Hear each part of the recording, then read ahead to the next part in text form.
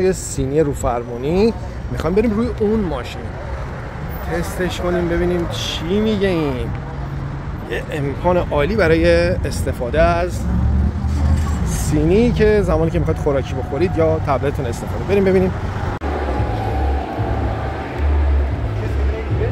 خب اومدیم تست کنیم ببینیم این گپ استوریج ما رو این جیپ چطوری کار میکنه. یه حسن خوبی که داره، شما میتونید اینو از بغل قرار بدید و اینجا داخلش موبایلتون یا حالا چیزای کوچیک کیف پولتون اینا رو میتونید به راحتی بذارید و ازش استفاده کنید. از یه طرف دیگه میتونید روی فرمون نصبش کنید و به عنوان یه میز خوب استفاده کنید. یه امکان خیلی خوبه دیگه این که وقتی از اینجا ورش داشتی میتونی بیاریش روی فرمون به عنوان یه میز ازش استفاده کنی.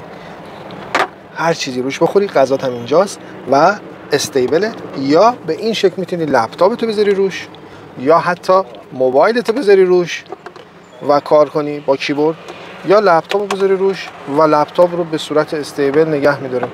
درم میبندی با خیال راحت اینجا کارتو میکنی. نه تازه یه امکان دیگه هم داره، میتونی به راحتی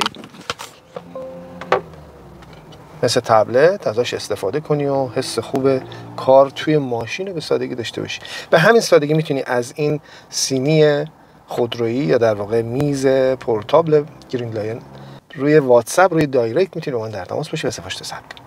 مرسی.